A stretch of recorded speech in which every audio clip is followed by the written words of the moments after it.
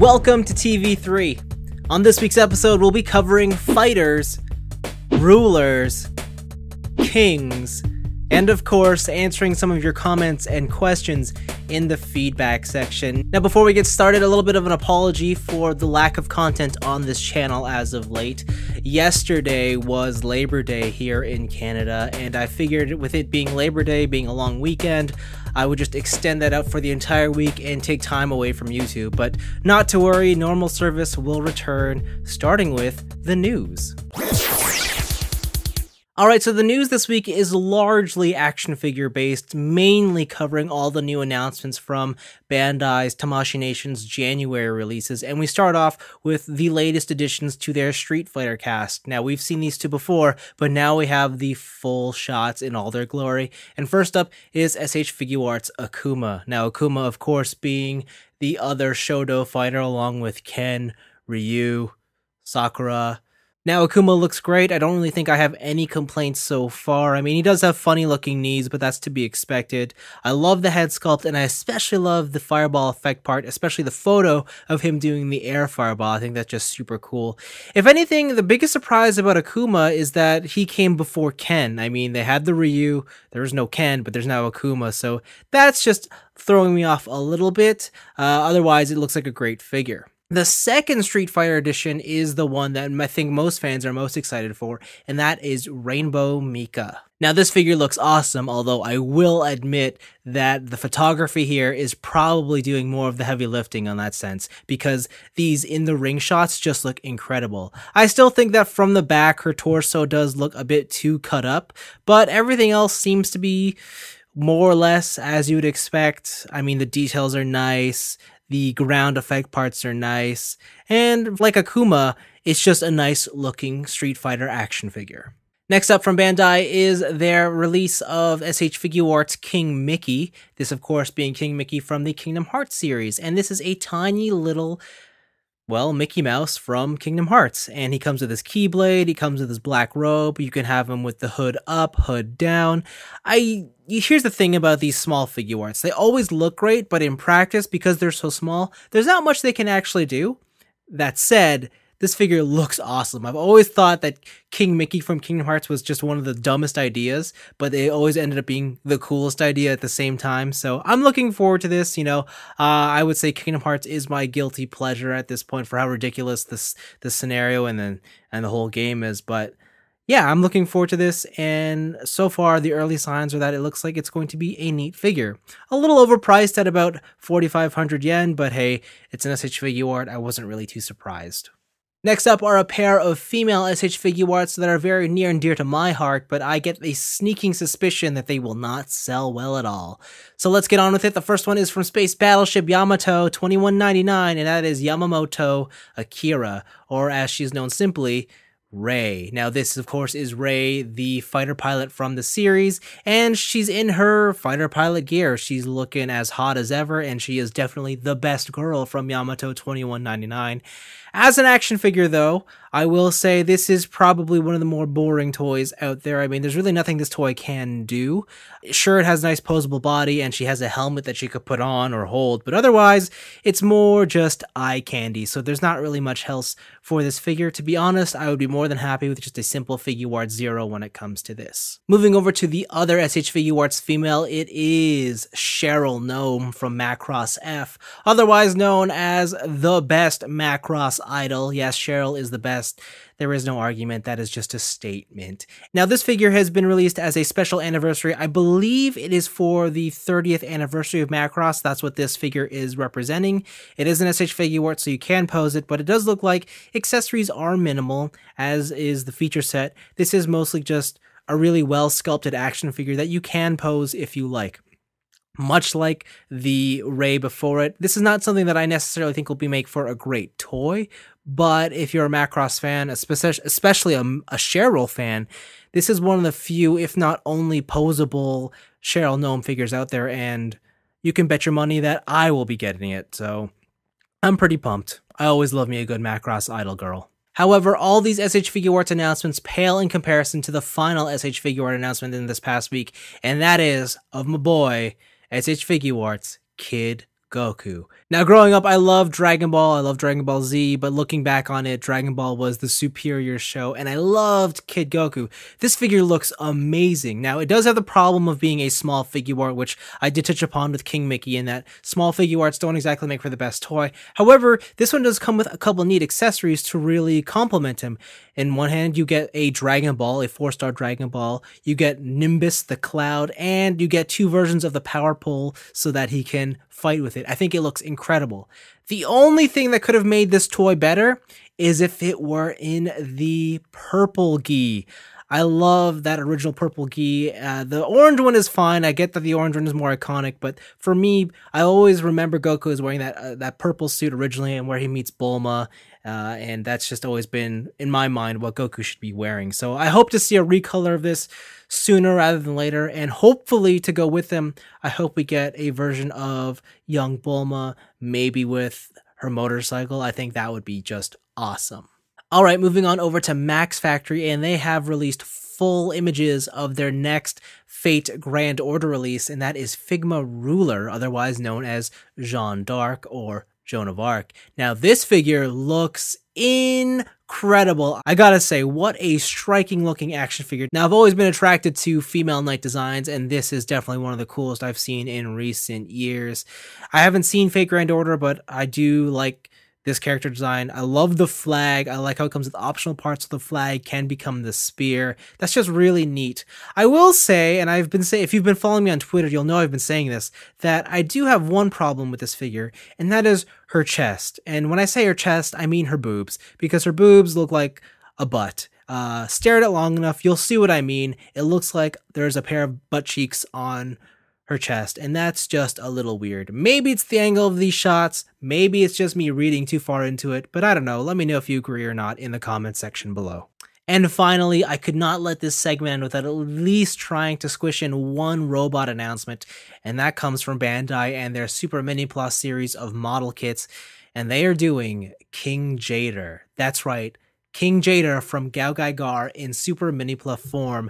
Now, this is just quite a surprise. King Jader, I think, is something that all Gao Gai Gar fans have always wanted in any form. You know, more King Jader toys, the better. Now, this is, of course, from their Candy model kit line, so don't expect the highest quality of items. That said, do expect something large. Now, it's not going to be a perfect transformation. There are going to be a couple swap out parts. However, you will be able to do the transformation from Battleship mode to Jader to King Jader. So it's going to cause a little bit of part swapping, but you should be able to get through it. Now, being a model kit of this size, don't expect it to come cheap. It will come in at 13,000 yen, and to top things off, it is a P Bandai exclusive, so not only will it be a little tricky to get a hold of, it will be quite expensive. Nevertheless, this is something that's definitely caught my attention, and maybe, just maybe, you never know, you may see it pop up on my channel. Alright, so this past Friday was Force Friday, otherwise known as the big Star Wars toy release day, and knowing that, I didn't bother going out to get anything because I figured there was nothing there. That said, the following day, I found out that the Star Wars Black Series 6-inch Hera from Star Wars Rebels was part of the initial wave, and so I scrambled out there to try and find one, and guess what? They were all sold out, so I lost out there, and you can expect that in the next couple weeks, I'm going to try and be hunting that down for as much as I can. In the meantime, I managed to pick up a whole bunch of Gundams. First up are these two. These are the petite guys, or the character guys of Fumina and Gyanko, and I have been so pumped to get these ever since they were announced. However, my box that I ordered it in was super delayed, like over 2 months, and I finally got them. They're here, so I can't wait to see how they come together. Also in that same box was this. This is the HG Gundam Danteleon from Gundam Iron-Blooded Orphans. This is the one with the giant arm backpack. Now, unfortunately, yeah, I ordered this like 2 months ago and it only came now, so I'm a bit late to the party. Hopefully it's a good kit. I don't know what I want to do with it right now, but yeah, I'm excited to see how it at least comes together. And finally, the last Gundam item I got was the real grade unicorn. Now, of course, I had to pick up the real grade unicorn because I love the unicorn Gundam and I love real grades. I've heard nothing but great things about this kit, and I can confirm that it's a pretty good model kit, seeing as how I have built it already. But in addition to this real grade unicorn, I also have this real grade unicorn. Yes, see, long story short, I thought that I had pre-ordered these. Turns out I didn't, so upon release, I made the mad dash to pre-order at least one of them, did that, and then after I did that, one of my local suppliers called me up or messaged me and said, hey, my pre-order with them came in, so it turns out I had two, which then another friend messaged me and told me that they got one for me, so I had three. I managed to get rid of one of them, but now I have two of them, but hey, this kit's pretty good. I don't mind owning two of it. So yeah, and hey, I got both boxes because I got that premium box, you know, because it's so dang premium and everybody's going to want it. So yeah, premium box mode and non-premium box mode. So yeah, Real Grade Unicorn is here. It's a pretty good kit. I can confirm. So yeah, if you don't have it, pick it up. It's pretty fun. All right, it's time to answer some questions. And the first one comes from Dark Metal 2. What do you think if Bandai were to announce robot spirits or SRCs of TV version Eva units? I would love it, especially if Bandai said, hey, Super Robot Shogoken is not dead, we're bringing it back, and we're doing TV Eva units. I would love that. I would love a TV01, TV02, TV00. I would love that trio. I think it would be amazing. I mean, in more recent years, I won't lie to you, I've definitely favored the movie designs more than the TV editions. That said, I do like TV Evangelion better than the movies, so I suppose if I were only going to have one set of Eva units in Super Robot Shogoken, I would go with the TV style stuff.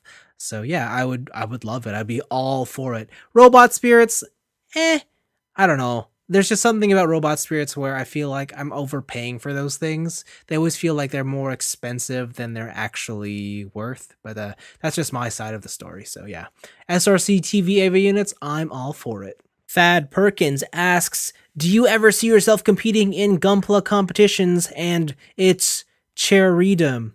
Well, thanks for the pronunciation on the Gundam. And as for will I ever compete in Gunpla competitions? Probably not.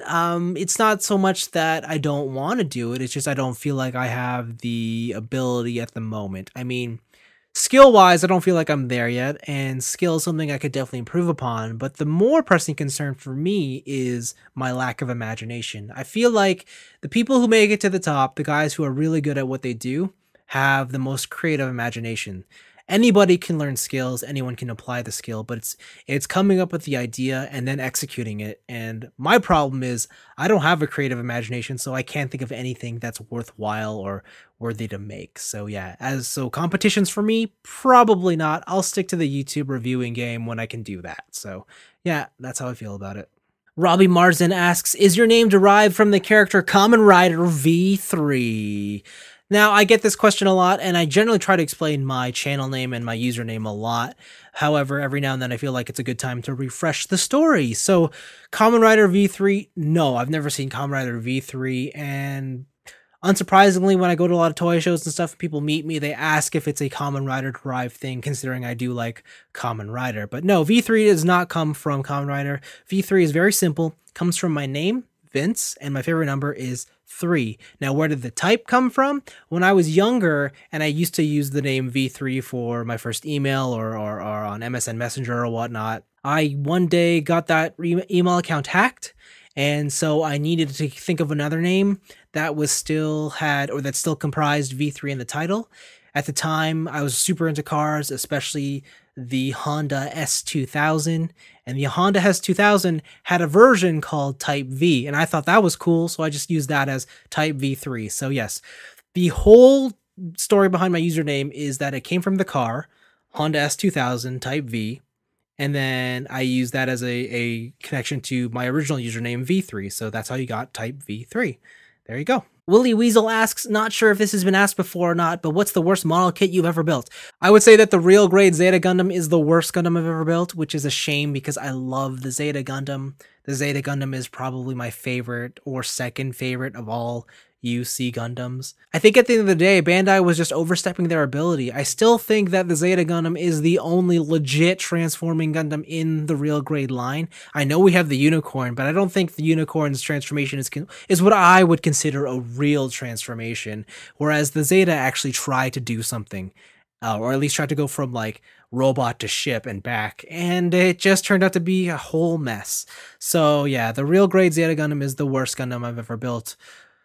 And it's a shame because I really do like the Zeta. Grant Harrison, hey Type B3, so you have to get an anime-related tattoo. What do you get? An anime-related tattoo. Well, first of all, I've always wanted to get a tattoo, but I've never known what I wanted to get, so you never know, maybe one day we'll get an anime tattoo. I suppose it'd have to be from an anime that I really love and adore, and that would obviously be Gurren Lagann.